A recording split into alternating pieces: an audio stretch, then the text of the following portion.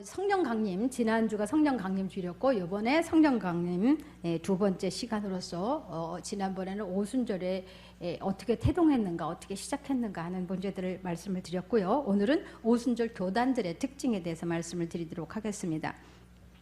오순절은 우리나라에는 여의도 순복음 이거 하나밖에 없습니다. 그런데 그럼 여의도 순복음의 그 하나님의 성회라고 하는 그 교단이 어떤 특징을 갖고 있고 어떤 신학으로 오순절에 어떤 것으로 인하여 이제 여의도 순복음이 생겼고 그 하나님의 성회가 생겼나 하는 것을 이제 여러분들이 아셔야 되기 때문에 저희도 여의도 순복음과 같은 그 교단에 속해 있습니다. 지금은 서대문 쪽에 또 다른 그 순복음이 있고 또 조은기 목사님의 동생 되시는 또 그쪽에도 또 하나가 있고 되게 크게는 그렇게 조그만 것들이 또 있긴 하다고 합니다. 근데 그렇게 되게 그렇게 돼 있는데 하여튼 여러분들 그 배경들을 좀 아셔야 돼서 오늘 말씀을 드리도록 하겠습니다. 처음에는 하나님의 교회라고 하는 The Church of God이라고 하는 주로 이제 오순절이 미국에서 시작이 됐기 때문에 미국을 예로 들도록 하겠습니다. The Church of God, 하나님의 교회라고 불려지는 것인데요. 이 하나님의 교회 말고 다른 오순절에 성향을 띠고 있는 그런 교단들은 대개다가 오순절이라는 말을 펜테코스털이라고 하는 말을 대개 붙입니다. 그런데 여기만 펜테코스털이라고 하는 단어를 쓰지 않고 Church of God이라고 해서 이제 하나님의 교회라고 이름을 붙였습니다. 1880년에 와너라고 하는 사람에 의해서 설립된 교회입니다. 자, 그런데 이 하나님의 교회라고 하는 공식 명칭을 사용했지만 이 사람이 새롭게 발견한 것이 아니라 그 당시에 이제 성결을 강조하는 성스러운 생활, 성결을 강조하는 교회가 시작될 때는 대부분이 자기들을 하나님의 교회, 우리는 하나님의 교회 이렇게 그냥 부르던 유행어 같은 그런 단어였습니다. 그거를 이 사람이 자기 이제 교회에다가 갖다가 붙였던 거죠. 그래서 이 사람들은 온전한 성결 교리를 갖고 있었습니다. 온전하게 성결 될 수 있다, 돼야 한다는 것이었는데요. 1896년에 테네시 주에서 이제 이것을 통해서 부흥이 일어납니다. 그래서 이들 가운데 많은 이들이 방언을 하게 됐는데 그 당시까지만 해도 이 테네시 주는 산골짜기였습니다. 그런데 거기서 막 방언이 일어나고 막 하니까 이 소식이 이제 침례교와 감리교 목사들에게 전해지니까 그 당시의 사람들은 무슨 또 새로운 이단이 나타났구나 이렇게 비판을 받게도 되었습니다. 자, 이 그룹의 지도자는 브라이언트라는 사람이 되는데요. 나중에 개신교가 다시 한번 개혁돼야 된다고 했던 스펄링이라는 사람과 함께 또 뭉치게 됩니다. 자, 이들 그룹 중 4교회가 1905년에 모입니다. 그래서 우리가 조직을 갖추자. 그래서 1906년 1월에 총회라는 것을 결성하게 되고 이제 아예 새로운 교단으로 하나님의 교회 The Church of God이라고 교단을 창설을 하게 됩니다. 이 총회의 지배권자는 톰 린슨이라는 사람이었는데요. 1910년에는 31개 교회가 되고 1,000여 명의 신자들로 늘어나게 되고 1911년에는 교회 수가 58개로 늘어나고 마침내 오늘날에서는 미국에서 아주 대표적인 오순절 교단 중에 하나가 되게 됩니다. 자, 그 다음에 하나님의 성회 Assemblies of God이라고 하는 교단이 있습니다. 이제 그 1906년 이전에도 방언을 말하는 사람들이 미국 내에 여럿이 있었습니다. 그런데 아주사 거리, 지난번에 말씀드렸던 아주사 거리의 부흥이 현대 오순절 운동의 시작으로 알려져 있습니다. 자, 그런데 이 오순절 운동의 역사적인 관점을 지난번에 살펴봤을 때 이 사람들은 웨슬리, 감리교를 창시한 웨슬리의 성결 운동의 전통을 따르고 있었던 것이 바로 이제 정통 오순절주의자들의 그러한 주장이었습니다. 자, 그래서 실제적으로 대부분의 초기 오순절 운동의 지도자들은 그 웨슬리가 말했던 2차의 축복, 그래서 성결에 대한 확고한 옹호자들이었습니다. 이제 거기에다가 이제 오순절의 세례라서 제3의 축복인 방언을 더한 것, 이것이 바로 하나님의 성회라고 불리는 것입니다. 자, 지난번에 말씀드렸던 페럼이나 이제 이 사람은 교수였죠. 사도행전 공부하다가 제자 안수해줘서 방언됐다고 하는, 그 다음에 이 페럼에 대해서 관심을 갖고 있었던 세이무어, 이제 흑인이었다고 말씀드렸죠. 그 사람들은 웨슬리안적인 성결을 강하게 주장했던 사람들이에요. 이제 본래 페럼 교수가 감리교회의 부목사였습니다. 그렇기 때문에 감리교에서 주장하는 제2차적 축복으로 온전한 성결의 가르침을 알고 있었는데, 그러다가 그는 1890년에 좀 더 급진적인 성결 운동의 요소인 대속사역의 일부분으로서 신유를 더 도입하게 되고요. 그 다음에 어윈의 제3의 축복, 성령의 불에 대해서 지난번에 말씀드렸죠. 어윈의 불에 관한, 그래서 성령의 불에 관한 세례를 이제 더 플러스 시키게 됩니다. 특히 페럼은 방언을 성령 세례 받은 단 하나의 증거라고 최초로 강조한 사람이기도 합니다. 그런데 이 사람은 방언이 무슨 사람들은 열광주의다, 방언하는 사람들은 너무 광신자다, 이렇게 사람들이 비난했지만, 그 사람들, 이 페럼은 정상적인 크리스찬 예배의 요소가 방언이다라고 이야기했던 사람입니다. 자, 그래서 그 오순절 운동의 교리적이고도 경험적인 기초를 수립한 사람이 페럼이라고 지난번에 말씀드렸고, 또 다시 한번 생각해 보시기 바랍니다. 자, 그의 영향력은 1901년에 토페카와 1906년에 세이무어가 이끈 아주사 거리의 부흥은 물론 현재까지도 방언을 성령 세례와 직결시키는 오순절 신앙의 전 세계적 확산을 가져오게 된 사람이 바로 이 페럼이고, 이것이 하나님의 성회의 본래의 근본입니다. 그런데 거기에 이제 윌리엄 H. 더함이라는 사람이 나타납니다. 자, 이 사람은 제2의 축복에 대한 문제를 제기합니다. 자, 이 아주사 거리에서 일어났던 부흥은 웨슬리안들의 그 성결 운동을 기초로 한 그러한 오순절 운동입니다.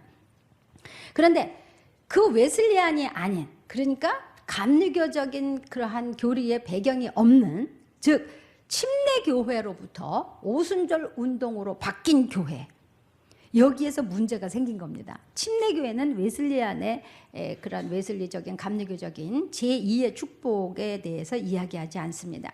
자, 그래서 이 성결론에 대해서 배운 적이 없는 침례교회에서 제2의 축복의 필요성에 대해서 의문을 제기하게 됩니다. 그래서 그 그룹의 지도자가 된 사람이 바로 윌리엄 H. 더함이라는 사람입니다. 자, 그 웨슬리는 제2의 축복을 받아서 성화되지만 죄의 잔재가 남아있다. 그래서 성화가 점진적으로 이루어지면서 끝까지, 이제 죽을 때까지 완전 성화가 될 수 있다. 그래서 제2의 축복을 받아야지 된다. 그래서 이 제2의 축복을 받을 때 또 방언을 받을 수 있다고 하는 것이 정통 그 하나님의 성에 처음에 더함이 말했던 바로 그러한 주장이기도 합니다. 그런데 이 더함은 페럼이 말했던, 근데 더함은 이 제2의 변화가 필요 없다고 말합니다. 자, 사실 웨슬리의 주장을 보면은 죄에서 구원받아 의인되는 중생의 체험과 죄의 권세와 뿌리로부터 구원받는 완전한 성화의 체험, 두 가지 단계를 이야기를 하고 있습니다. 자, 그런데 이 더함은 그렇게 하지 않은 겁니다. 율법에 대해서, 역할에 대해서 제가 잠깐만 좀 신학적으로 어렵기는 하지만 그래도 상식은 아니네요. 신학적으로 좀 힘든 거네요. 그래도 그냥 아십시오. 율법의 역할에 대해서 루터는 죄를 깨닫는 것이 율법이다, 이렇게 루터는 주장했고요. 그런데 칼빈은 거기서 더 나갑니다. 선행과 성화, 또는 이제 우리를 선행하게 하기 위해서, 성화되게 하기 위한 채찍질과 자극의 역할을 하는 것이 바로 이제 그 율법이라고, 그리고 조금 더 세게 나간 거죠. 근데 웨슬리는 그 입장이 칼빈하고는 비슷합니다. 그러나 칼빈이 성화가 성령으로부터 나온다고 칼빈은 주장합니다. 자, 그러니까 칼빈이 장로교가 된 거거든요. 그러니까 칼빈의 주장은 뭐냐면 내 의지가 필요 없이 성령께서 완전하게 우리를 성화시킨다. 그래서 이제 장로교는 주님 나를 담배 끊게 해주시옵소서라고만 기도를 하는 거죠. 그런데 웨슬리는 알미니안입니다. 웨슬리는 뭐냐면 인간의 의지를 중요하게 생각합니다. 그래서 성화되기 위해서는 성령께서 우리에게 요구를 하시지만, 그렇지만 인간의 의지를 가지고 거기에 응답을 해야만 성화를 할 수가 있다, 이렇게 주장합니다. 저도 그걸 주장합니다. 제가 이제까지 보면 담배 물고서 주여 언제나 끊어주실랍니까? 이런 사람은 담배를 죽어도 못 끊어요. 그런데 담배를 쓰레기통에 막 갖다 집어넣고, 제가 아는 사람은 자기 책상에다가 담배를 다시 피우면 나는 개다, 이렇게 표를 붙여놨어요. 그러고는 아들한테 뭐라 그러냐면, 조그만 초등학교 아이한테 야, 아빠가 다시 담배 피우면 개라고 불러도 좋아, 이렇게 선포를 한 거예요. 그러고 난 다음에 얼마나 유혹을 받았는지 모른대요. 아들 몰래 피울까? 뭐 할까? 그러다가 이거 우리 아들이 나중에 알면 아버지를 개라고 부르면 내가 이게 무슨 망신이냐, 그래서 끊었다고 하시더라고요. 그러니까 저는 분명히 성화는 자기가 의지로서 대답하는 게 있어야지 되지, 이거 물고서는 언제나 끊어주실랍니까? 이건 안 된다는 얘기예요. 그래서 저는 장로교지만 저는 성화 문제에 있어서는 감리교적인 웨슬레를 주장하고 있는 사람입니다. 그리고 이 웨슬레의 성결 그 사상이 결국 오순절로 오게 된 겁니다. 그래서 오늘 제가 여러분에게 제가 어떤 신학적 배경을 갖고 있고 어떤 오순절을 주장하고 있는지를 여러분들이 아시게 될 거고, 오늘날 우리 한국에 있는 오순절이 어떤 방향에서 어떻게 해서 됐는지를 오늘 아시게 될 것입니다. 자, 웨슬레는 칼빈과 달리 이 세상에서 완전 성화가 가능하다고 생각하기는 했습니다. 죽을 때까지 완전 성화가 될 수 있다. 그런데 칼빈은 죽을 때까지도 완전 성화는 될 수가 없다, 그렇게 이야기를 했습니다. 저는 어떻게 하냐고요? 저는 완전 성화 될 수 없다고 봅니다. 그것은 제가 칼빈을 또 따릅니다. 왜냐하면 사도 바울도 표대를 향해서 달려가는 중이라고 했지 죽을 때도 다 마쳤다고 말을 못했어요. 다 이루었다고 하신 분은 예수님 한 분밖에 없어요. 사도 바울이 훌륭하고 자기 목을 쳐서 매일 목을 쳐서 복종시키고 너무 훌륭한 삶을 살았지만, 나 다 했다, 나 하나님 원하는 대 다 했다, 이렇게는 하지 못했습니다. 가는 중이라고 했기 때문에 저도 우리가 열심으로 가는 중에 있다가 누구보다 조금 더 가기도 하고 더 성화가 되기도 차이는 있지만 어떻게 다 완전 성화가 되겠어요? 그럼 뭐 하나님 되게요? 그래서 저는 완전할 수는 없다고 저는 믿는 사람입니다. 자, 웨슬레는 이제 영국 성공회의 영향을 받은 사람입니다. 그래서 그 성화는 믿음을 기초로 한 사람이 사랑의 실천이라고 하는 것을 행하는 것, 이것이 바로 성화라고 이제 그 영국 성공회는 주장하는데 거기에 영향을 받은 겁니다. 또한 중세 수도원에서는 속세를 등지고 금욕 생활을 하고 철저히 자기 일을 부인하고 고행을 하는 게 한동안 유행을 했었습니다. 자, 그래서 이러는 것도 바로 이런 완전한 성화를 이루려고 하는 그런 것에 이제 기초해서 이렇게 뻗어 나간 것인데, 이것의 영향을 웨슬리가 또 받기도 했습니다. 그래서 웨슬리는 성화라는 거는 소극적으로는 세상으로부터 구별된 성결을 의미하지만 적극적으로는 세상의 사랑과 선행을 실현하는 것을 말합니다.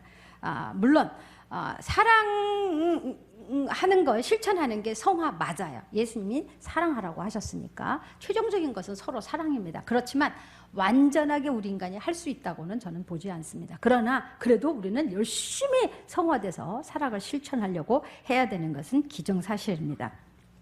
자, 그래서 사랑을 성령의 가장 큰 열매로 고린도전서 13장에도 있기 때문에 가장 큰 열매로 보고, 사랑의 열매를 맺으면 하나님의 자녀로 인준된다고 웨슬레는 보았습니다. 자, 그래서 웨슬리는 성화란 자기 안에서 하나님의 형상이 회복되는 것이고 구원의 최종 조건으로 간주를 했던 것입니다. 그러므로 그래서 성결 운동이 많이 일어나게 돼서 그런 거는 좋습니다. 그러나 잘못하다가는 또 바리새인들 같이 내가 무엇을 했기 때문에 구원을 받았다고 하는 실수를 범할 수 있기 때문에 그러므로 이것 또한 사실은 조금 위험한 겁니다. 자, 근데 아까 말씀드렸던 이 더함은 침례계 쪽에서 이제 나온 사람이기 때문에 웨슬리의 2차의 축복을 거부합니다. 그리고 근데 이 사람은 조금 좀 더 과격해서 완성된 사역의 신학은 이제 신학을 이야기합니다. 그거는 뭐냐 하면은 그냥 처음에 회개할 때 성화가 다 이루어졌다. 그냥 한꺼번에 다 됐다. 이렇게 너무 이제 과격하게 나가게 되는 겁니다. 그런데 이 사람이 이 오직 예수 운동이라고 하는 것이 이 교단에서 하나님의 성회에서 일어나게 됩니다. 이 더함이 만든 것이 바로 Assemblies of God인데요. 하나님의 성회를 만들었는데요. 여기서 오직 예수 운동으로 하는데 여기 이것이 문제가 됩니다. 이것은 뭐냐면 삼일체 신관에 크게 위배되는 운동입니다. 이것은 유리테니안주의의 유형인데요. 이건 뭐 다 모르셔도 됩니다. 그냥 듣고 넘어가세요. 4세기경에 아리우스 논쟁에서 시작되는데 이것은 뭐냐면 예수님의 인성만 인정하고 신성을 부정하는 종파였습니다. 그런데 이 Assemblies of God에서 이 운동을 했기 때문에 이게 문제가 됩니다. 그런데 1915년에 여기에 대해서 이제 우리는 삼위일체를 똑바로 정통 그 복음주의와 똑같이 삼위일체론을 믿는다 해서 그 입장을 밝히고 1910년부터는 아주 안정된 부흥하는 교단으로 다시 발전하게 됩니다. 중간에 위험한 요소가 있긴 했지만 다시 정정을 하게 됩니다. 그래서 이 하나님의 성계는 1953년에 한국의 교단을 결성하게 됩니다. 1960년대부터 이 교단 소속의 여의도 순복음 중앙교회에 괄목하는 성장이 보이게 돼서 현재 한국의 대표적인 오순절 교단으로 자리 잡게 된 역사가 바로 여기에 있는 것입니다. 자, 그 다음에는 오순절 운동이라는 게 시작이 미국에서 됐습니다. 20세기 중반에 나타나는데요. 신오순절 운동이라고 하는 것은 뭐냐면 점차적으로 카리스마 운동이라고 나중에 불려지기도 합니다. 카리스마 운동이라고 하는 것은 은사 운동이라고 한국말로 번역될 수 있습니다. 초기의 오순절, 페럼이나 세이모어 같은 사람들에 의해서 나타났던 그러한 초기 오순절주의는 하류 계층이 대상이었습니다. 그런데 이 신오순절주의는 중상류 계층의 처음에는 백인들 중심으로 일어났던 것입니다. 50년, 그러니까 세이모어가 흑인이었기 때문에 하류층의 흑인들에 의해서 일어났던 그러한 오순절 운동 말고 이것은 중상류 계급의 백인들이 중심이 됐던 겁니다. 50년대 중반 데모스 사카리안이 이끄는 순복음 실업인 연합회 하고 그다음에 여러분이 잘 아시는 제가 가서 공부했던 오랄 로버츠의 그 교회를 통해서 이 신오순절 운동이 확산되게 됩니다. 그래서 여기서 강조한 것은 뭐냐면 신유가 이제 플러스 되는 거죠. 방언과 신유가 플러스 되는 겁니다. 그래서 이 메시지가 그냥 기성 교단에 별 그렇게 무리 없이 잘 전해지게 됩니다. 자, 이 신오순절 운동을 하는 사람들은 막 광분하는 거 이런 거 좀 싫어하고 그리고 너무 흥분하는 거 이런 거 싫어하고 그리고 모든 것이 성서적이를 원했던 운동이 본래는 신오순절 운동입니다. 자, 그런데 이 신오순절 운동은 왜 또 발생하게 됐는가 하면 교회가 부패하고 교회가 영적으로 죽어 있었습니다. 자, 그렇기 때문에 개신교 목사들에게 영적으로 일어나야 된다 하는 메시지가 일어나기 시작했던 거예요. 그래서 이 은사운동이라고 불리는 이 신오순절 운동은 나중에 흑인 교회의 좀 중류층 흑인 교회에 3분의 1 이상이 영향을 받았을 만큼 나중에 굉장한 부흥을 가져오게 됩니다. 자, 그런데 이 은사운동은 본격적으로 시작된 것은 1960년이에요. 4월 3일 미국 캘리포니아 벤 나이스에 있는 성마가 성공회 교회로부터 거기서 데니스 베네트 성공회는 아직도 목사님을 신부라고 부르고 있습니다. 그래서 그 목사님이 자기가 방언을 말하게 되겠다고 어느 날 고백하는 사건으로부터 시작합니다. 그 당시에는 거의 있을 수가 없는 일이었습니다. 그런데 그가 그 사건을 아침 9시라고 하는 책에 상세히 기록하고 있습니다. 근데 그가 신약성경을 집어들고 공부를 하다가 보니까 신약성경의 성령에 대한 대목이 무려 240군데가 나온다는 사실을 발견하게 됩니다. 그리고 바울도 로마서 8장에만 16차례 성령에 대해서 언급한 사실을 알게 되었습니다.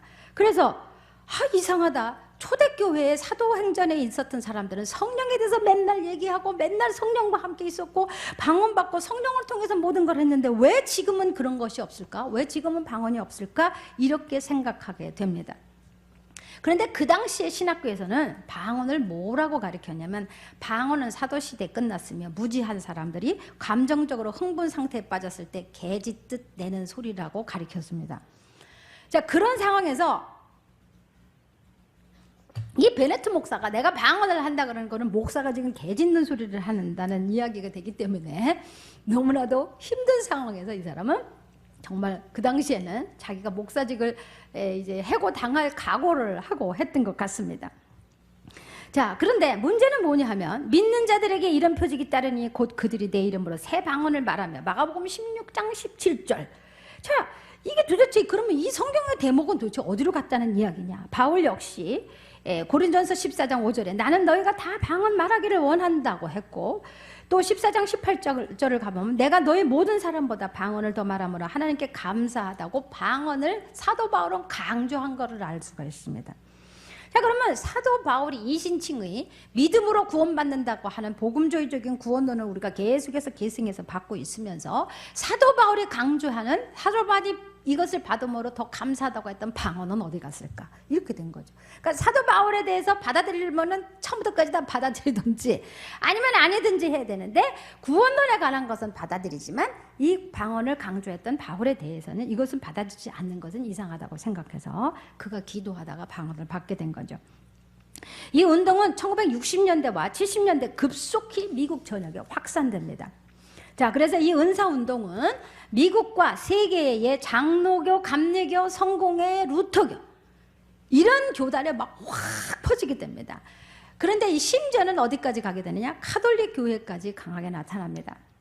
자, 은사운동은 오순절 운동에 방언 은사를 더해서 모든 성령의 은사가 지금 일어난다고 믿게 됩니다. 그래서 방언 은사뿐만 아니라 모든 은사, 성경에 있는 모든 은사가 다 지금 일어날 수 있다고 일어나게 됩니다. 그래서 이것을 은사주의 운동이라고 나중에 부르게 됩니다. 사실은 신오순절 운동입니다.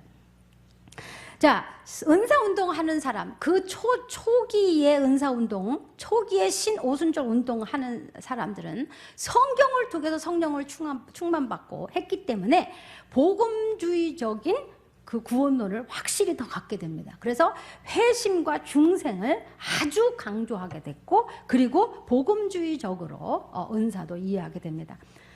제가 신오순절주의의 초기 단계에 주장했던 것을 제가 다 하고 있는 거더라고요. 결론을 보니까.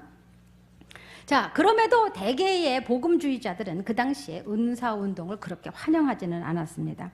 자, 왜냐하면 아까 말씀대로 그 복음주의자들은 기적 종료론, 은사 종료론을 믿고 있었기 때문에 그렇습니다. 자, 그런데 이 신오순절주의라고 하는 용어는 그들 자체가 먼저 만든 것이 아니라 사회학자가 만들었습니다. 사회학자 로렌스 에치 마미아라고 하는 사람이 이 운동이 굉장히 확산되니까 그것을 이제 새로운 그 기독 운동이라고 하면서 이제 나중에는 이것이 흑인 중산층 사이에서 확 퍼지는데 이 운동이 굉장히 빠르게 퍼지기 때문에 이가 말하기를 2050년 정도에는 모든 흑인 기독교인의 반 정도가 오순절주의적인 면을 받아들이고 있을 것이라고 예언했고 만약에 신오순절주의자들이 사회활동에 대한 사명과 성령운동에 대해 지속적으로 깊이 강조한다면 흑인 교회는 크게 부흥할 것이라고 예언을 하기도 했습니다. 자, 그래서 이제 그 신오순절주의가 카리스마 운동이 계속 퍼져나가게 되는데요. 자, 신오순절주의의 아버지라고 불리는 존 브라이언트 목사라는 사람이 있습니다. 자, 이 사람은 매사추세츠의 캠브리지 성바울 AME 교회의 담임 목사입니다. 기독 신앙에 있어서 힘의 원천은 성령이라고 강조합니다. 자, 그러면서 이 사람이 뭐를 이야기를 하냐면 성령이 할 수 있다는 신앙의 근본이라고 말합니다. 자, 우리나라에도 할 수 있다가 들어와 있죠, 그죠? 할 수 있다 하시는 우리 찬송 부르는 것도 다 여기에 줄기에서 나온 겁니다. 그래서 긍정의 뭐 신학, 그런 신학들이 이 사람으로부터 나왔다고 볼 수도 있겠습니다. 그래서 처음 가장 먼저 이제 신오순주리가 주장하는 것에서 조금 더 이제 다른 것이 생겨난 것이 바로 이 할 수 있다, 긍정적 사고가 다시 플러스 되게 됩니다. 자, 이 같은 전화는 침례교회에서도 일고 있었는데요. 교인이 수천 수만 명 되는 교회들은 정통 침례교 성향에서 이제 이렇게 오순절적으로 성향이 바뀔 때, 그때 막 교회들이 늘어나게 됩니다. 그래서 어마어마한 그러한 메가 철치들이 생겨나게 됐습니다. 그래서 침례교회가 본래 잘 하고 있었지만 더 크게 발전한 것은 바로 이 신오순절주의 운동을 도입하면서 메가 철치들, 뭐 엄청난 교회들이 생겨나게 됩니다. 자, 이 은사 운동은 성령 받는 경험을 강조합니다. 자, 성령 받는 경험을 강조합니다. 자, 그래서 먼저는 은사를 강조하고요. 그리고 초자연적인 은사들을 아주 중요시 여겨서 이제 성령 받는 경험을 굉장히 많이 강조를 하게 됩니다. 이때부터 성령 은사를 받은 유명한 사역자들이 부흥 강사로 등장하기 시작합니다. 우리나라에도 1960년대 후반부터 70년대에 부흥회가 많이 열리게 되죠. 은사 운동을 통해서 이제 모든 기성교단의 은사 오순절 운동이 일어나게 됩니다. 자, 그런데 자, 이 신오순절주의가 확대되면서 병고침을 많이 강조하고, 그 다음에 초자연적인 은사들을 너무 강조를 하고 성령 받는 그 경험을 강조하다가 보니까 어떻게 되느냐? 누가 받은 은사가 더 크냐? 뭐 그 다음에 또 뭐 그 말씀은 다 어디로 가고, 그 은사 자체가 목적이 되는 오류를 범하게 됩니다. 그래서 말씀은 좀 등한시하게 되고, 그리고 성령 받는 경험이 중요하기 때문에 이제 모여가지고 우리나라는 그래도 기도를 통해서 성령을 받으려고 애를 쓰는데, 이제 제가 미국에서 이제 그 보면은 흑인 교회들을 제가 한번 가봤더니 자관 한 2-3시간 찬양 부르고 춤춥니다. 그러면서 그 성령을 받습니다. 그 사람들은. 그래서 처음에는 저는 가가지고 주님, 이거를 예배라고 할 수 있겠습니까? 그렇게 저는 시험에 들더라고요.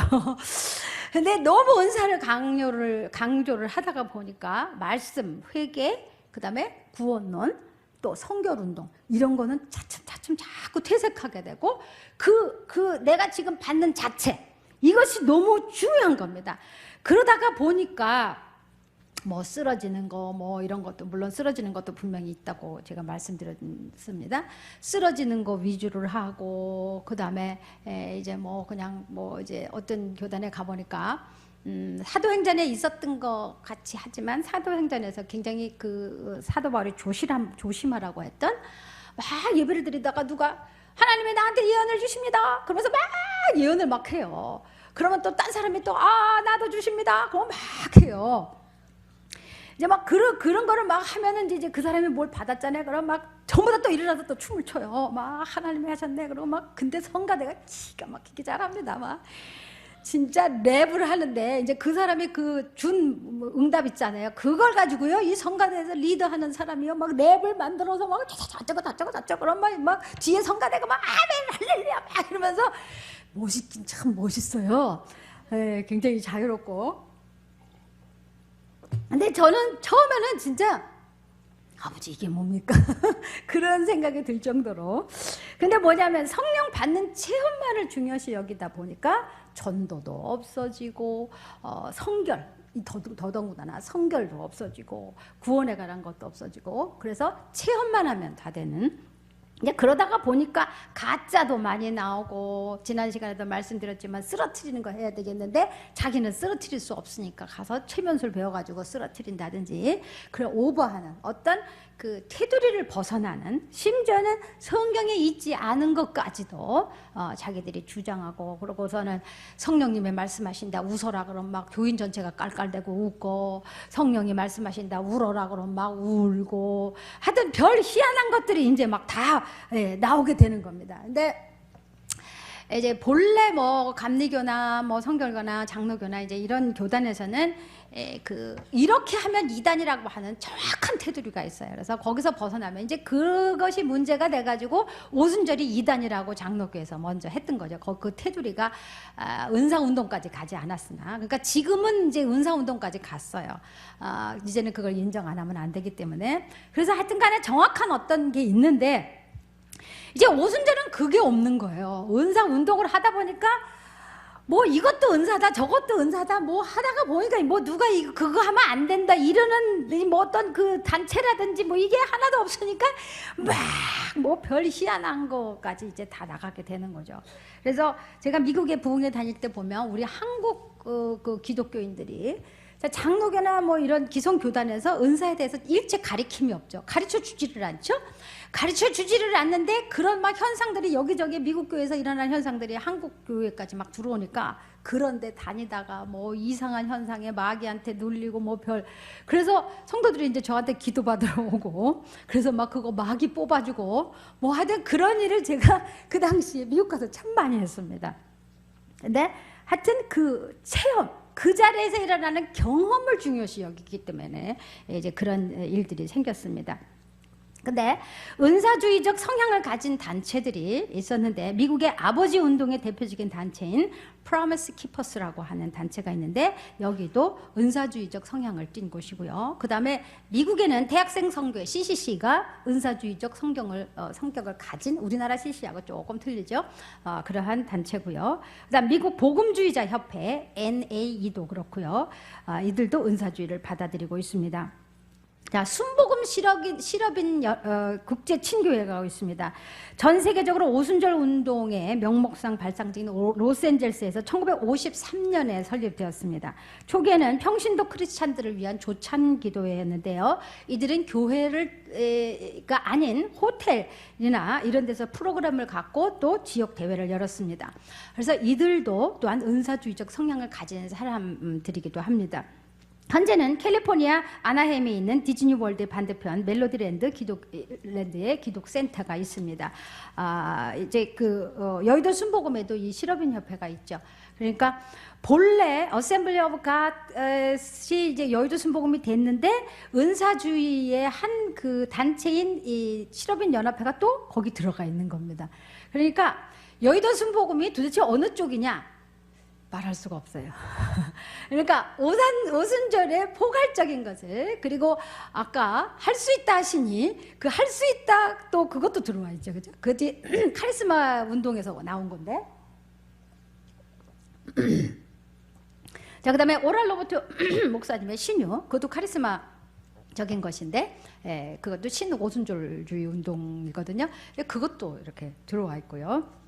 자, 그러면 이제 정통 오순절 교회라는 거가 뭔가를 한번 말씀드리도록 할게요. 정통 오순절주의는 1960년대에 기존의 전통적인 프로테스탄트 교회와 로마 카톨릭 교회 사이에서 일어나는 신오순주일 혹은 카리스마 운동과 구별하기 위해서 오순절 부흥 운동과 연관이 있는 교단들을 말합니다. 그러니까 카리스마 운동과 구별된 거예요. 또 자, 전통 오순절주의는 1901년 1월에 부흥에서 시작되기는 했습니다. 아까도 지난번에도 말씀드린 페람 교수에 의해서 시작은 됐습니다. 자, 그런데 초기 오순절주의자들은 그들의 독특한 교리는 성령 세례로서 성령 세례 최초의 증거는 방언이라고 믿고 있었습니다. 자, 그런데 카리스마 운동주의들, 조금 아까 은사주의, 그 사람들은 신앙의 삶의 근거를 고린도전서 12장에서 14장에 들고 있습니다. 은사장이라고 하는 12, 13, 14장인데 이제 이 카리스마 운동을 제가 지금을 제 견해를 볼 때는 본래는 거기 있는 모든 은사에 대해서 강조해야 되는데, 제가 볼 때는 13장 사랑의 은사에 대해서는 조금 등한시하지 않았나 생각하고 있습니다. 결국은 사랑의 은사를 이제 다 쓰고 그것을 사용하라는 것인데, 그 중에 제일은 사랑인데, 다른 은사는 강조하면서 사랑의 은사는 사랑을 실천하는 일에는 조금 소홀히 하지 않았나, 카리스마 운동이 그렇게 되지 않았나, 저는 개인적으로 그렇게 생각하고 있습니다. 자, 그런데 전통 오순절주의자들은 이제 12장에서 14장까지를 다 강조하는 것이 아니라 2장, 사도행전 2장 1절에서 4절을 강조하고 있습니다. 이거는 뭐냐면 오순절 날이 이미 이름에 저희가 다 성령의 충만함을 받고 성령의 말하게 하심을 따라 다른 방언으로 말하기를 시작하니라. 이것을 강조하는 것이 바로 정통 오순절 교회입니다. 자, 정통 오순절 운동에는 특이한 몇 가지가 있습니다. 자, 정통 오순절 운동에는 창시자라고 지목할 만한 지도자가 없어요. 자, 물론 아주사거리 페람 교수에 의해서 시작은 된 것처럼 돼 있지만 사실은 전 미국에서 세계적으로 동시다발적으로 아주 여기저기서 성령의 운동이 일어났습니다. 오순절 운동이 일어났습니다. 자, 그래서 그 듀플레시스라고 하는 사람은 1세기 교회처럼 20세기의 오순절 운동은 어떤 특정한 사람이 일으킨 것이 아니라 성령께서 친히 역사하셨고 이끌어가신 성령의 지도력이 있었다라고 강조하고 있습니다. 그래서 1세기에 있었던 것 같은 성령의 역사가 있었다고 했습니다. 자, 그래서 지도자가 웨슬레 같이 지도자가 딱 있어가지고 나는 이거를 주장한다 하면 그 어떤 신학이 딱 정립이 되는 거죠. 그 외의 거는 안 되는 거죠. 근데 오순절 역사는 여기저기서 일어났기 때문에 누가 이거를 주장한다 이렇게 할 수가 없는 여러 가지 각도의 것들이 일어났습니다. 그런데 이제 공통적인 것들은 하나님을 만나는 경험, 성령을 만나는 경험을 강조했다는 것이 이제 모든 오순절 그 교단의 특징이기도 했습니다. 그다음 그렇게 하다가 보니까 성령 안에서 연합됐습니다. 뭐 교리를 따지지 않고 정치적인 것 따지지 않고 그래서 교리와 교파를 넘나들게 됐습니다. 그래서 이제 결국은 천주교까지 같이 다 이렇게 이렇게 연합하는 그런 일도 생기게 되어서 이건 굉장히 신학적으로 좀 힘든 이야기인데 저는 이제 그 미국에서 공부할 때 아니 그 캐톨릭에서 그 천주교에서 뭐 성령 받고 그랬으면 그 구원이 자기들 행위로 되지 않는다는 걸 알아야 되는데 왜 성령을 받고도 그걸 모를까요? 왜 개신교로 안 오나요? 그렇게 제가 질문을 했어요. 그랬더니 교수님도 별로 그렇게 신통치면 못하게 대답을 잘 못하시더라고요. 그러니까 하여튼간에 너무 그 은사만 강조를 하다가 보니까 하여튼 그런 일들이 좀 있긴 있습니다. 자, 오순절주의자들은 자신들을 특별한 사역을 위해서 부르심을 받았다는 확고한 신념이 있었던 것이 오순절주의자들의 장점이기도 하고 굉장한 특징이기도 합니다. 그 특징들을 보면 성령 세례의 목적은 증거와 봉사를 위해서 능력의 입힘을 주었다는 것이 그들의 주장이고 그들의 확신입니다. 그러니까 정통 오순절주의는 성령 받는 목적이 내가 예수님에 대해서 증거하고 봉사하기 위해서 능력을 주었다고 주장하는 것이 정통 오순절주의입니다. 그러니까 제가 정통 오순절주의를 주장하는 사람인 거죠. 능력 왜 받느냐? 왜 받느냐? 가서 증거해야 된다. 그리고 봉사해야 된다. 그리고 성화돼야 된다라는 것을 제가 계속 강조하고 있지 않습니까? 그리고 이 능력은 그리스도의 전천년 재림과 세상 끝까지 복음을 증거하라는 주님의 명령을 수행하기 위하여 주신 종말론적인 강한 믿음이었다. 여기 이제 전천년이 나오는데요. 전천년이건 후천년이건요. 그건 우리가 상관할 바가 없어요. 신학자들이 아직도 싸우는 문제이기 때문에. 하여튼 간에 anyway 저지간 예수님의 재림은 확실한 거 그것만 믿으시면 됩니다. 그런데 예수님이 재림하실 때까지 우리는 증거해야 된다. 세상 끝까지 복음을 전해야 된다고 하는 확실한 그 확신을 갖고 있었던 사람들이 정통 오순절주의자들이었습니다. 둘째로는 초기 오순절주의자들은 어디를 가든지 복음을 증거해야 한다는 복음적인 열정을 가지고 있습니다. 이 사람들은 어디를 가든지 때를 어떤지 못 어떤지.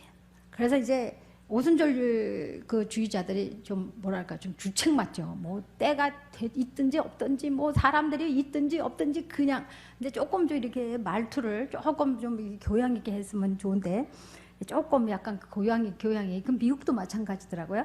교양이 없어 보이는 말투로 제가 볼 땐 여자가 아닌 남자들 같이 그렇게 이제 그 했기 때문에 욕을 좀 많이 먹었으나 그러나 그 열정만은 대단합니다.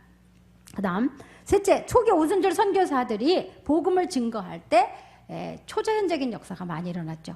그래서 그 표적을 따르는 표적을 인해서 복음이 더 확실히 증거됐다고 하신 예수님의 말씀이 이루어져서 많은 역사가 일어나고 많은 사람들이 예수를 믿게 되었습니다.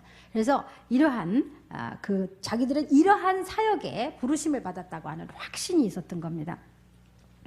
자, 정통 오순절주의는 이제 교리적인 차이로 약간의 분류를 할 수가 있습니다. 침례적 오순절주의, 갈보리 완성된 사역 또는 캐직 오순절주의라고 명칭하기도 합니다. 지난 시간에 제가 캐직 운동에 대해서 말씀을 좀 드리려고 했는데요. 자, 그 본래 오순절, 정통 오순절주의는 웨슬레의 성화 개념을 따라서 두 번째 축복, 이것을 이 완전한 성화 또는 성령 세례라고 봅니다. 자, 그런데 이제 19세기 후반의 부흥 강사들 또 개혁신앙 전통을 따르는 사람들은 아니다, 그거 아니다. 뭐 두 번째 그 축복이 죄의 근절이 되고 되는 것이 아니라 그거를 성령 세례라고 부르지 마라. 제3의 축복. 그러니까 능력을 받기 위한 성령의 충만. 그러니까 오순절에서 말하는 성령 세례는 웨슬리가 말했던 성령 세례하고는 다른 거예요. 자, 그래서 이제 19세기에 미국 성결 운동 하던 이런 사람들은 능력을, 봉사와 사역을 위한 능력 부여에 이제 그 성령 세례의 목적을 두었습니다. 그래서 이런 것을 주장하는 사람들, 이런 사람들이 캐직 운동가들이라고 부릅니다. 자, 19세기 중반에 미국의 성결 운동의 부흥사들이 영국 교회를 자주 방문을 하면서 영국에서 있었던 성결과 성령 충만한 삶에 대해서 많은 영향을 받게 됩니다. 특히 보스만이라고 하는 사람은 더 높은 크리스찬의 삶과 또 스미스라고 하는 사람이 믿음을 통한 성결, 빛 가운데로 걸어감, 또 그의 부인 한나 스미스의 행복한 삶의 기독교인의 비밀, 이런 영향으로 성결에 대한 또한 성령 충만을 위한 삶이 가르침이 고조되어 가고 있었습니다. 1973년대 스미스와 보드만은 영국에 있으면서 고귀한 삶을 추구하기를 원하는 성직자와 평신도들을 끌어들여서 모임을 갖게 됩니다. 마침내 1874년에 옥스퍼드에서 성서적 성결 운동을 위한 연합회를 결성하게 됩니다. 성경 모임을 개최했을 때 8천여 명이 운집하는 역사가 일어났다고 합니다. 자, 캐직 운동자들, 지도자들 가운데는 다비의 형제단, 성공회, 칼빈주의 침례교인, 장로교인들이 많았습니다. 그래서 정통 성결 운동에서 주장하는 성화와 성례를 하나 또는 같은 경험으로 보는 것을 거절을 했습니다. 이것이 바로 웨슬리적인 것을 거절했다는 이야기입니다. 그래서 성령 세례는 특별한 능력으로 두 번째 오순절로 가는 경험으로 보고 있습니다. 하여튼 그냥 대충 알아두시면 되겠습니다. 자, 캐직 운동의 교사들은 누구누구가 있느냐면 무디 선생님도 캐직 운동가였고, 토레이, 지난 시간에 말씀드렸죠.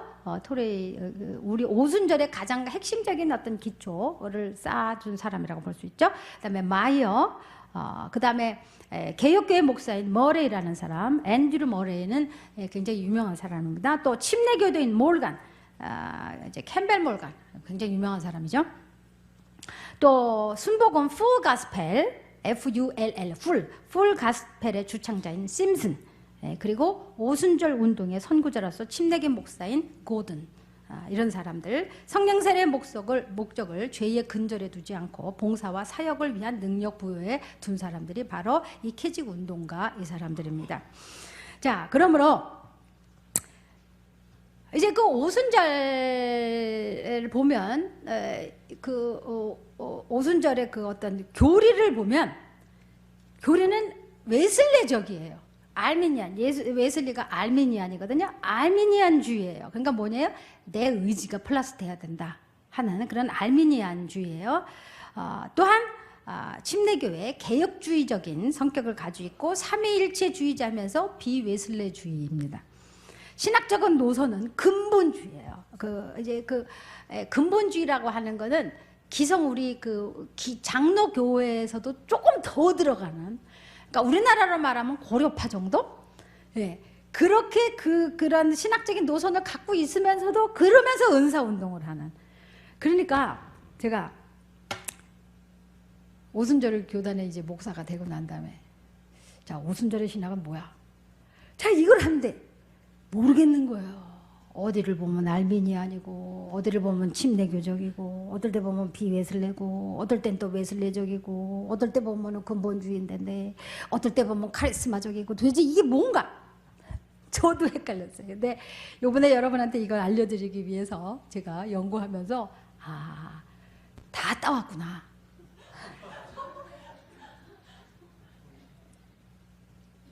다 따왔어요. 그래서 여기에서는 성경론을 따오고 여기서는 구원론 따오고 여기서는 뭐 따오고 이렇게 다 한 것이 결국은 오순절이에요. 그럼에도 불구하고 뭔가를 정립이 돼야 되겠다고 생각은 저는 하는데 워낙 이제 동시다발적으로 여기저기서 이렇게 됐기 때문에 근데 누군가가 이거를 정리한다 그래도 아마 인정을 안 할 거예요. 맨 처음 창시자가 했었어야 되는데 그게 안 됐기 때문에 누군가가 이걸 다 정리해가지고 우리 오순절은 이걸로 정한다. 그러면 야 네가 뭔데 그거를 정해야 웃기지 마. 막 이렇게 됐기 때문에 이게 정리가 되는 건 거의 불가능한 것이라고 제가 생각이 이번에 되어졌습니다. 그러나 우리가 어디에서 뭐를 가져왔는지 우리가 어디에서부터 할 수 있다의 그 신앙이 왔는지 어디서부터 신유가 오순절에 들어오게 됐는지 또 우리가 어디서부터 방언을 그 방언 성령 받은 최초의 증거라고 어디서부터 패럼에서부터 온 거예요. 근데 사실은 아니죠. 그러니까 자기가 받은 거에서 그냥 누가 가르쳐주는 사람이 없었기 때문에 다 주장해서 이렇게 된 것입니다. 자, 그 외에 오순절에 작은 교단들과 단체들이 있습니다. 오순절 하나님의 교회라고 하는 여기는 이제 처치 오브 갓이 아니라 처치 오브 갓에다가 앞에다 펜터코스탈을 또 붙였어요. 자, 그래서 이 두 번째 경험 아까 말씀드린 그것을 배제하고 성화를 구원의 경험에 포함시키는 그리스도의 완성된 사역의 침례적 견해를 따르고 있습니다. 그냥 알고만 넘어가세요. 그 다음에 포스케 교단이라고 있어요. International Church of the Foursquare Gospel. 국제 사중복음인데 이것이 우리나라에 들어왔습니다. 대전에 있습니다. 그래서 여류분 강사인 맥퍼슨에 의해서 세워진 것입니다. 그 다음에 그 맥퍼슨은 이제 포스퀘어는 왜냐면 이게 사각이라는 뜻이에요. 그래서 사중복음. 그 1922년에 에스겔 1장 4절에서 10절에서 사중복음이라는 영감을 받은 심슨의 사중복음인 예수 그리스도는 구원자, 성화자, 치료자, 재림의 왕이라고 이렇게 네 가지로 사중복음을 심슨이 이야기를 했는데 그런데 여기에서 머레이는 두 번째 이제 성화자를 세례자로 바꿨어요. 세례자로 바꿔서 사중복음을 오순절화 시켜놓은 것이 포스퀘어 교단입니다. 자, 그런데 자 이렇게 뭐 사중복음, 삼중복음 막 이러니까 이제 조영기 목사님께서는 오중복음을 만드신 겁니다. 그러니까 오중복음이 본래 오순절의 복음은 아니에요. 그러나 다 포함은 돼 있어요. 자, 그래서 오중복음은 뭐냐 하면은 중생의 복음, 그 다음에 성령 충만의 복음, 그 다음에 신유의 복음, 그 다음에 축복의 복음이 하나 더 들어갔어요. 그 다음에 다섯 번째가 재림의 복음이에요. 그러니까 중생, 성령 충만, 신유, 마지막 재림, 이것까지는 다 다른 데도 하고 있어요. 그런데 조영기 목사님만 축복의 복음이라는 걸 하나 더 넣으셔서 오중복음이라고 만드신 겁니다. 자, 그러니까 정통 오순절에서 볼 때는 만약에 조영기 목사님이 이게 우리 오순절의 복음이다 그렇게 주장하면 안 되죠. 그러니까 이제 여의도순 복음을 가보면 그런 말을 많이 하잖아요. 우리 조영기 목사님의 오중 복음을 우리가 확실히 믿고 이런 기도, 이런 말이 계속 나오는 이유는 본래 오순절에는 오중 복음이 아니기 때문에. 그렇지만 다 포함은 돼 있어요. 그 중에 이제 그 할 수 있다의 것이 들어왔기 때문에 아마 거기에다 축복이라는 거를 더 껴넣으신 것처럼 제가 추측할 뿐입니다. 그렇게 됐을 것이다라고 생각한 것이 제가 가서 그랬습니까? 라고 묻지는 않았습니다. 자, 그래서 축복의 복음이 더 하나 들어가 있기 때문에 정통 오순절 교단에서 넣고 이제 그러나 조영기 목사님의 오중 복음이 세 개를 또 덮은 거는 사실이죠. 그건 또 사실이에요. 그러나 정통 오순절주의자들이 볼 때는 네 맘대로 뭐 오중만 들어가지고 뭐 그거가 정말 우리 오순절의 복음인 것처럼 말하지 말라. 이렇게 할 수도 있겠어요. 그러니까 포스퀘어 교단처럼 그러니까 하나님의 성에 계시면서 오중복음을 주장을 하신 거죠. 그러나 뭐 축복의 복음 하나 더 들어갔다고 해서 그것이 이단이 되지는 아니합니다. 그냥 나는 이걸 강조한다 하신 것이니까. 그 다음에 이제 웨슬리안 성결 오순절 운동이라는 것도 있습니다. 미국 감리교인들 사이에서 나타난 성결 운동은 완전한 사랑과 죄를 이기게 하는 성별케 하는 순간적인 두 번째 위기의 경험, 이 성화를 가르친 것입니다. 그래서 웨슬리 성결 오순절주의 시발점이 된 어윈이 있는데요. 그 플래트의 완전한 성결을 경험해 오는 불타는 사랑의 세례라고 하는 그 불세례라고 하는 그 세 번째 축복 성령 세례를 주장합니다. 이 사상을 1901년에 토페카 부흥의 지도자 페럼 그다음에 세이모어가 그대로 전수해서 첫 번째 은혜는 회심이고 두 번째 은혜는 마음을 정결케 하는 완전한 성결이고 세 번째 은혜는 방언으로 증개되는 성령 세례라고 주장해서 오순절 운동이 일어나는 계기를 마련하게 됐습니다. 이것이 가장 오순절의 기초라고 여러분들이 보시면 되겠습니다. 자, 그래서 이 성령 세례 받고 난 결론으로 이제 저는 이 기초에다가 저는 그 은사 운동의 여러 가지 은사를 여러분이 일하기 위해서 능력을 받아야 된다고 주장하는 사람입니다. 그러니까 저도 조금 짬뽕이 된 거예요. 제 자신을 보니까. 정통 오순절주의예요, 제가. 그런데도 제가 그 정통 오순절이 아닌 장로교나 뭐 이런 데서 일하는 카리스마 운동, 그러니까 최근의 카리스마 운동 말고 맨 처음에 카리스마 운동, 그것에 제가 영향을 받은 사람이라고 볼 수 있겠습니다. 자, 페럼과 세이먼은 어셈블리 오브 갓을 만들었고 이들은 웨슬리안 성결 오순절주의로 남게 되었습니다. 그 다음에 그리스도 안에 하나님의 교회라는 데가 있는데 여기는 미국에서 가장 오래되었고 가장 빠르게 성장하는 흑인 오순절 교단 중에 하나입니다.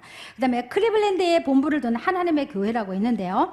여기는 미국에서 가장 오래되고 큰 오순절 교단 중에 하나이긴 하는데 여기에는 교리가 두 개가 좀 다른 것이 있습니다. 다른 오순절하고 또 다른 게 있는데 첫 번째는 뭐냐면 주의 만찬 의식 가운데서 성도들의 발을 씻겨주는 걸 꼭 해야 된다. 그래가지고 성만찬 할 때 발을 꼭 씻겨줘요. 그래서 미국에는 세족교회라고 하는 교회도 나타났어요. 우리는 세족식을 꼭 한다. 그래가지고 세족교회. 그래서 어떤 성도는 성만찬 때 세족식을 안 했다고 삐져가지고 그 교회를 나가고 이제 이런 사람들이 생기는. 자, 그래서 그 세족식을 강조하고요. 그 다음에 개인의 성결을 위해서 26가지 가르침이 있어요. 26가지를 지켜야 돼요. 그 26가지 중에 장신구 안 됩니다. 반지, 목걸이, 귀걸이 뭐 이런 거 하나도 안 됩니다. 아마 거기에 무슨 뭐 커피 마시지 말라 뭐 이런 것도 다 들어있는 것 같습니다. 하여튼 간에 그런 교단이 또 있습니다. 미국에 아직 존재하고 있습니다. 자, 그 다음에 이제 웨일즈 부흥이라는 게 굉장히 은혜로운 부흥입니다. 부흥운동인데 1904년에 일어났던 웨일즈 부흥운동이라는 게 왜 중요하냐면 오순절주의의 기원을 이루는데 대단히 중요한 부분을 차지했던 것입니다. 영국 오순절 운동에도 굉장한 영향을 줬고요. 미국 아주사거리 아까 페럼 오순절 부흥운동, 오순절 운동이 일어나는데 직접적인 동기부여를 한 운동이 바로 웨일즈 부흥운동입니다. 1904년 영국의 웨일즈 부흥운동의 주역은 이반 로버츠라는 사람입니다. 전형적인 웨일즈의 광부의 아들로 태어나서 성직자가 되기 위해서 신학교에 들어가서 이제 10년 이상 이 사람이 기도합니다. 그런데 그가 참석했던 한 집회의 주제가 있었는데 그 주제는 뭐냐면 나를 굴복하게 하소서라는 주제였어요. 이게 너무나도 이반 로버츠의 마음을 사로잡았습니다. 그래서 이것이 성령님께서 나에게 필요한 것이다 라고 생각을 하고서는 그리고는 나가서 기도했습니다. 오 주여 나를 굴복하게 하소서라고 기도를 하는데 그런데 거기서 이제 놀라운 성령의 역사가 체험을 하게 되고 일어나게 됩니다. 근데 이 사람은 말도 잘 못했어요. 웅변과 기술도 없고 그리고 무슨 지식도 별로 없었어요. 그가 알고 있는 유일한 책이 성경이었습니다. 아마 그래서 이 사람이 놀라운 역사를 일으켰을 것이라고 제가 생각이 되옵니다. 자, 그 마음은 하나님과 그의 거룩한 말씀에 대해서 그냥 아주 불타고 있었어요. 그런데 어느 날 이반 로버츠가 기도를 하고 있는데 하나님께서 웨일즈의 부흥을 보내실 것이라고 말씀을 주십니다. 10만 명의 불신자들이 그리스도께 돌아올 것이라고 예언을 해주십니다. 자, 그런 후에 성령님은 로버츠에게 앞으로 올 부흥은 프레리 초원에 불이 번지는 것처럼 영국에 퍼진 후 유럽, 아프리카, 아시아 전역에 퍼져갈 것이라고 이에게 사람에게 보여줍니다. 그래서 이 비전에 불타서 내가 어디 가서 설교를 해야 되겠다. 그리고 설교할 기회를 찾는데 아무도 설교를 시켜주지를 않습니다. 그래서 자기가 다니는 교회 목사님한테 설교시켜달라고 막 간청을 합니다. 그런데 이 목사가 안 시켜줍니다.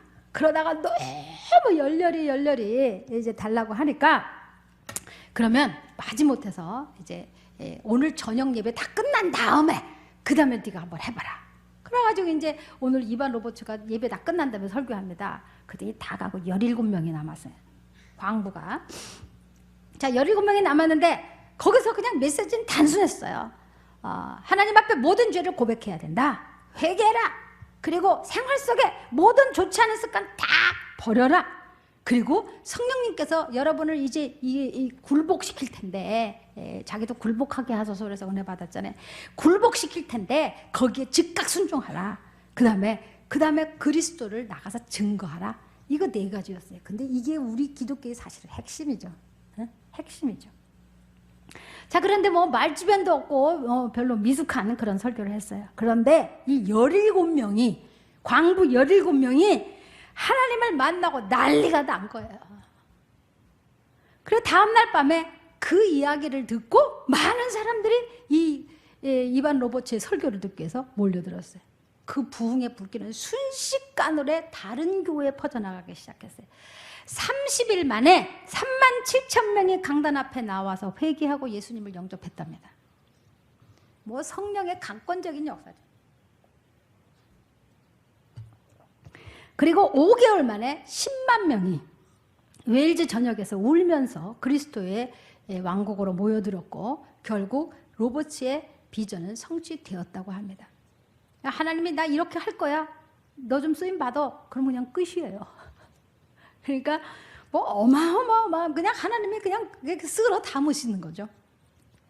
자, 그때 이제 웨일즈의 신문들이 새롭게 거듭난 사람들의 명단을 실었어요. 오늘 누가 회심하고 예수 믿었다는 거를 신문사에서 그 명단을 실어주니까 아침마다 어젯밤에 누가 뭐 웨일즈라는 지역에 다 빤히 다 알지 않습니까? 그래갖고 누가 회심했나 그거 아침마다 신문 보고 막 그거 찾는 거예요. 심지어는 대학교가 문을 닫고 학생들은 모여서 그 교회에 모여서 하나님을 찬양하고 기도 모임을 했다는 겁니다. 어떤 기사에 의하면 법정에서 재판관과 배심원이 심리를 중단하고 피고를 위해서 기도를 했답니다. 그래갖고 그 죄인이 그리스도를 영접했다고 합니다. 이 정도로 모두 다가 하나님을 믿고 놀라운 역사가 일어났습니다. 영국에서 약 200만 명이 그리스도를 영접했습니다. 그런 후에 성령님은 서유럽과 북유럽으로 이 부흥을 확산시키십니다. 1906년에 정신적 육체적으로 크게 지친 이반 로버츠는 공식적인 부흥 사역을 접습니다. 자, 그런데 이제 책을 출판하고 부흥운동 사역자들을 도와서 기도 모임을 인도합니다. 그리고는 1951년에 하늘나라로 갑니다. 자, 웨일즈 부흥의 두드러진 특징은 설교가 뭐 그렇게 뭐 조직적이고 뭐 이러지 못합니다. 그리고 순서가 없어요. 순서가. 뭐 사도신경을 고백하겠습니다. 뭐 저기 대표 누구 기도해 주시겠습니다. 뭐 이런 거 없어요. 그리고 무슨 찬송가 책도 없어. 그리고 뭐 오르간도 없었대요. 그리고 뭐 광고도 없고 하여튼 이렇게 무슨 뭐 형식적인 이런 예배가 아니라 그냥 성령 안에서 완전히 자유롭게 개방적인 집회를 했다고 합니다. 그래서 과거의 틀에 박힌 종교의식을 탈피하고 새로운 영적인 세대가 열리는 그러한 웨일즈 부흥 운동이 일어났던 겁니다. 그들은 오래오래 찬송을 했다고 그래요. 그리고 온 청중이 합심해서 오래오래 기도했다고 합니다. 근데 이제 그 오순절 때하고 비슷한 거죠. 오순절 때도 그렇게 오래오래 기도하고 막 모여서 하고 했을 때 성령의 체험과 인도하심이 있었던 거죠. 그래서 부흥회가 필요한 거예요. 그래서 부흥회에 모여가지고 말씀 듣고 그 다음에 막 찬양 뜨겁게 부르고 그리고 막 통성기도 할 때 여기서 성령 역사 일어나는 거예요. 이게 주일날 해가지고는 안 돼. 왜냐하면 주일날을 만약에 우리가 이렇게 순서도 없이 뭐 성경 봉독도 없고 뭐 성가대도 없이 했다간 이 교회가 이단인가 그래가지고 그렇게 할 수가 없어요.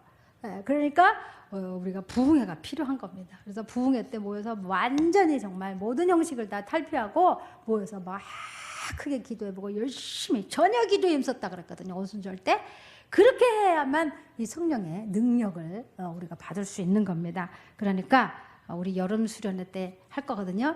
그때 여러분들이 단단히 각오하고 와갖고 꼭 이런 능력을 체험하시기를 부탁을 드리겠습니다.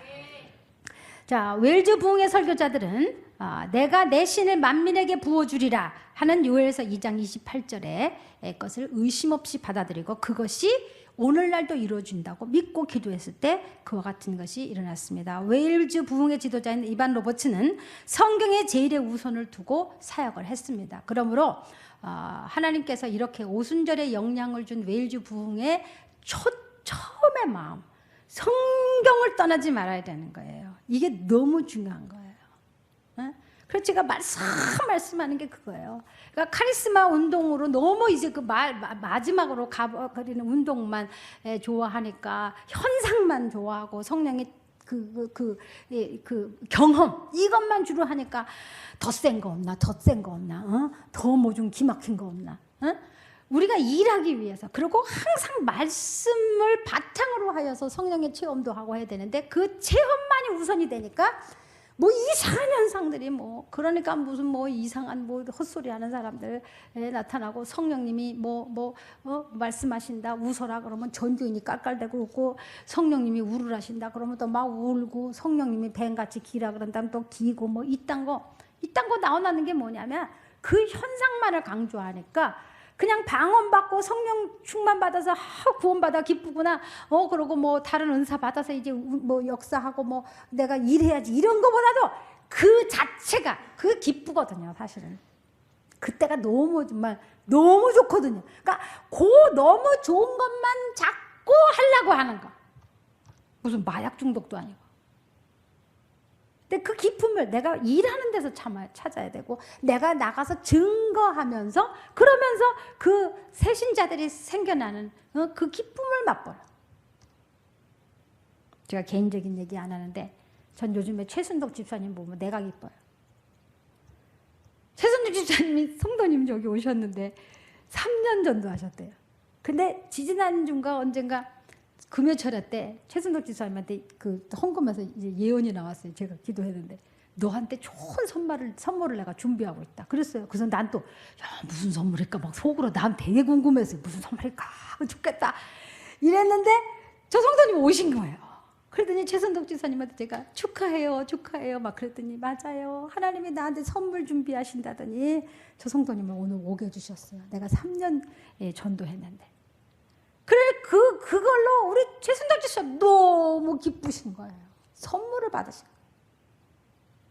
그 기쁨은 해보지 않은 사람에는 몰라. 여러분 최순덕 집사님이 왜 저렇게 좋아할까? 어떤 사람 뭐 성도 하나 데려왔다고 뭘 저렇게 좋아하나? 그런지 그거 못 해봐서 그래요. 해본 사람은 그게 너무 기쁜 거예요. 하나님 오죽하면 선물을 준다 그러시겠어요. 선물 좀 받아보세요.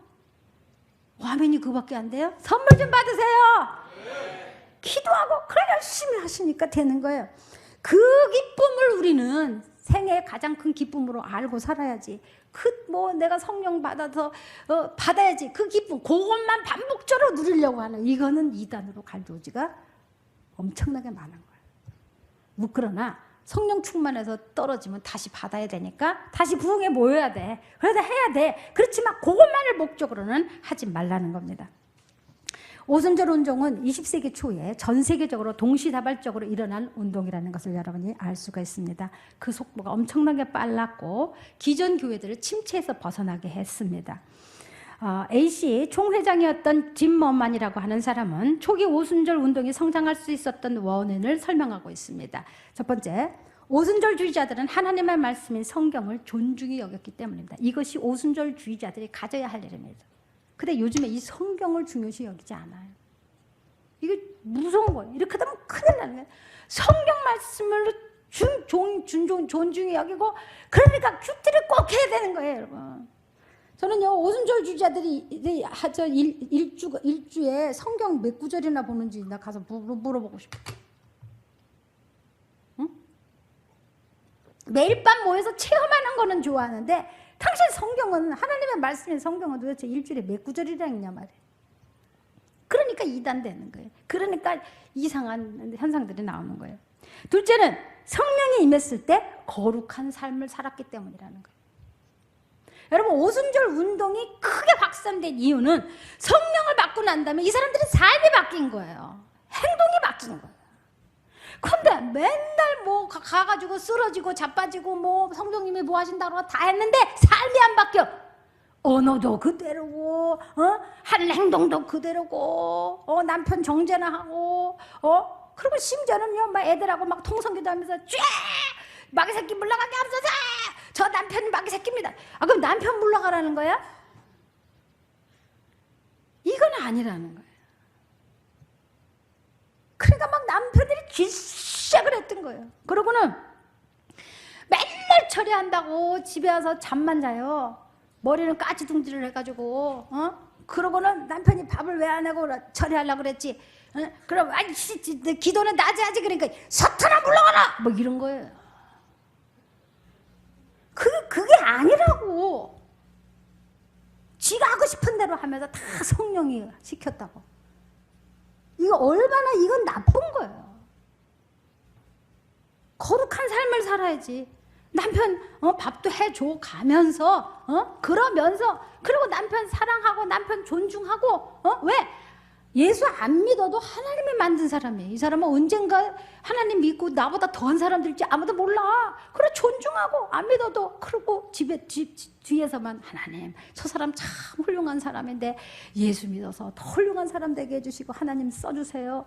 지옥 가면 되겠습니까? 천국 가기 위해서 이렇게 뒤에서 하면 되지. 왜 거기다 대고 이 남편 사탄아 물러가라 그러고 그런 짓도 이게 본래 오순절이 아니라고. 그게 오해된 거예요. 그러니까 우리나라 여자들이 막 뭐 아무것도 못 하겠잖아요. 옛날에 남편들이 바깥에 나가지도 못하게 뭐가 막 나다니고 싶은 거야. 전도 핑계 대고 나가고 싶은데 이제 남편이 왜 다다다 그러니까 전 달라고 그러지. 그리고 전도는 뭐 그렇게 뭐 네가 뭐 전도사야 그러면 사탄아 물러가라.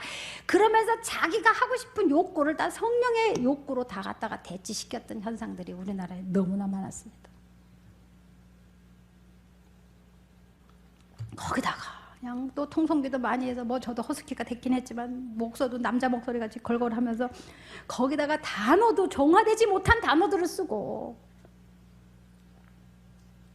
전 제일 싫은 게 그겁니다. 성령 운동한다고 왜 여자가 남자같이 되고 뭐 야야야야야지 들고 모이면 막 그냥 뭐 야야야야 정신 하나도 없는, 그게 왜 성령이냐고. 성령은 질서의 영인데, 물론 성령 임할 때, 그때는 질서를 위한 무질서가 있다고 어느 신학자가 이야기를 했어요. 질서를 잡기 위한 무질서. 그 성령 받을 때에 일어나는 거예요. 그러나 그것은 내 삶이 정돈되고 질서 정연하기 위한, 성령의 충만을 받기 위한, 사람들에게는 무질서처럼 보이는 막 왜 소리 지르고 울고 회개하니까 울 수밖에. 그리고 너무 기뻐서 할렐루야 할 수밖에. 그러나 그거 받는 이유는 뭐야? 내 삶이 거룩한 삶으로 바뀌고, 그 다음에 내가 하나님의 말씀을 존중히 여기고 그것을 달콤하게 여기고, 그 다음에 세 번째는 대속적인 구속을 강하게 강조합니다. 그러니까 뭐예요? 회개를 강조한 거예요. 예수의 대속적인 예수가 나를 위하여 십자가에 돌아가셨다는 거, 그걸 강조한 거예요. 이게 오순절의 처음의 시작이라고. 근데 요즘엔 오순절에서도 회개 설교를 안 해요. 무조건 기도해서 받아라. 네가 문제 해결할 수 있다. 그 아까 그 한 줄기에서 나온 거 아시겠죠? 오순절 자체가 아니라고. 어떤 한 사람의 의견에 의해서 내려온 게 그게 오순절 전체인 것처럼 되어졌단 말이죠. 아니라고. 자, 그러면 회개 설교를 오순절 주자들은 해야 되는 거예요. 그리고 18점이 웨슬리인데, 그럼 웨슬리가 주장한 게 회개입니다. 회개. 그리고 성결하게 살아라. 자, 이걸 강조했고, 네 번째는 그들이 자유롭고 열광적인 예배를 강조했기 때문이다. 뭐 형식에 너무 묶이지 아니하는. 그래서 제가 옛날에 장로교에 있을 때는요, 목사님께서 그 주보에 설교 다음에 무슨 찬송을 부르겠다고 주보에 나오잖아요. 근데 목사님께서 아이고 오늘은 내가 이걸 부르기로 했는데 하다가 보니까 오늘은 이 찬송이 떠오르네 그러고 다른 찬송을 불렀어요. 그랬다고 시험 들었잖아요. 장로들이 왜 주보에 있는 대로 안 하고. 자, 이 정도로 형식적이었어요. 찬송가도 바꾸면 안 돼. 응? 하여튼 순서 하나 뭐 바꾸면 안 돼. 그런 형식주의에서 그런 어떤 말하자면 좀 유돌이라 그래. 왜 한국말은 생각이 안 나고 영어하고 유돌이가 한국말이 일본 말이에요. 이렇게 플렉서블, 영어는 플렉서블인데 우리 한국말은 뭐지? 여유인가? 뭐 그렇게 좀 변할 수도 있고 하는 뭐 그런 거 그거가 전혀 안 돼 있었어요. 그러니까 성령이 역사할 자리가 없는 거예요. 성령의 역사. 솔직히 말해서요, 기존 교회에서 12시 땡 치면 교회가 다 끝나야 된다 그러잖아요. 그런데 우리 설교자들은 성령의 역사를 하다가 보면 어느 한 포인트가 생겨요. 그리고 글로 막 설교가 나갈 때가 있어요. 그러면 그냥 글로 가야 돼요. 그러면 그게 막 1시도 되고 2시도 될 수 있는 게 성령의 역사예요. 근데 그랬다가는 다 집에 가. 그리고 다음 주부터 교회 나오라 봐라. 그냥 약속 있었는데 그냥 2시 약속인데 이것 때문에 못 갔잖아. 이렇게 되는 거예요. 이거는 성령의 역사를 막는 거예요. 그렇다고 11시 예배를 맨날 그렇게 할 수는 없죠. 그리고 우리 설교자들도요, 내가 변조사님한테 야단친 게 그거예요. 저 양반 논리적이니까 1, 2, 3, 4 대지 탁 해갖고 나왔어. 그런데 하나님의 포인트가 2번에서 이제 나가는 거예요. 그런데 시간을 보면 이거 하다가는 3, 4번 못해. 그러니까 그거를 하려고 이거 다 자르는 거예요. 성령의 역사를. 그래서 제가 그런 거예요. 완벽한 설교 만들지 마라, 당신은. 나는 완벽한 설교 만들려고 애써야 되는 사람이고 저 사람은 완벽한 설교 만들지 말라고 애써야 되는 사람이에요. 왜? 성령이 역사할 자리를 안 줘요. 자기가 탁탁탁탁 해서 요 1월에 딱 맞아 떨어야지 자기 속이 시원해. 그래서 하지 말라는 거야, 내가 그거. 성령이 역사할 자리가 어딨냐, 당신이 다 해놓으면. 근데 어느 날 나보고 목사님 오늘요 저 원고 가요. 이게 뭐 없어요 이거를. 그래서 제가 할렐루야 오늘은 성령이 역사하시겠네요. 진짜 그날 성령이 역사하시더라고. 자, 그래서 성령께서 역사하실 수 있게 플렉서블 할 수 있어야 된다는 거예요. 찬송을 바꿔 부를 수도 있고 먼저 부를 수도 있고 안 할 수도 있고 통성기도만 좀 많이 할 수도 있고 그런 게 있어야 된다는 거예요. 그런 예배에 성령께서 역사하셨다는 겁니다. 다섯째, 온 힘을 다 쏟아서 하는 전도적인 열정 때문이었습니다. 자, 이들이 성결한 삶을 살고 그 다음에 대속의 예수님에 대해서 강조했기 때문에 그 뉴스, 이 좋은 소식을 전해야 되겠다고 하는 이 성령 받은 사람들의 증거가 이거예요. 증거가 이거야. 그래서 오순절이 이렇게 세계를 뒤집어 엎을 수 있었다는 겁니다. 자, 그러므로 여러분, 오늘 여러분들 저는 어떤 데 기초해서 이렇게 되었냐고 여러분이 물을 텐데, 지금 이 5가지, 마지막에 말씀드린 이 5가지, 저는 가장 중요시 여기는 것이 은사 못 받아도 되는데 회개는 해야 됩니다. 회개가 가장 중요해요. 회개 안 하면 천국을 못 가요. 은사 못 받아도 일을 못해도 천국은 가야 될 거 아니야. 그래서 저는 가장 중요한 게 이 회개입니다. 그래서 거듭나라는 거죠. 그 다음에 중요한 것은 성령 충만받아 능력 받아서 일하라는 거죠. 봉사도 하고 전도도 하고 일하라는 거예요. 여러분, 봉사하지 않고는 복을 못 받아요. 그래서 봉사하라는 거예요. 응? 간신히 턱걸이로 거듭나서 청담만 가면 안 되는 거예요. 복을 받아야지. 그러려면 봉사하라는 거예요. 그리고 가장 큰 하나님의 기뻐하시는 일은 아까 우리 최순덕 집사님이 선물 받은 것처럼 전도하는 겁니다. 사마리아 땅 끝까지 복음 전하라. 오늘 말씀입니다. 사마리아 땅 끝까지 복음 전하는 게 우리의 일이에요. 우리의 봉사예요. 이것이 또 우리의 힘인 것입니다, 여러분. 그러므로 여러분 열정적인 전도자들이 되시고 하나님이 주신 은사를 가지고 사용하셔서 하나님의 일을 멋지게 하시고 이 다음에 하늘나라 갔을 때 잘했다 내 딸아, 잘했다 내 아들아, 반갑다, 잘하고 왔다 칭찬받으시고 면류관 받으신 여러분 되시기를 주님의 이름으로 축원을 드립니다. 마음이 상한 자를 고치는 주님, 하늘 아버지 날 주관하소서. 주의 길로 인도하사 자유케 하소서. 새 일을 행하사 복게 하소서. 의의 주고 목이 마르니 성령의 길을 부소서. 의의 주고 목이 마르니 내 잔을 채워. 마음이 상한 자를 고치시는 주님,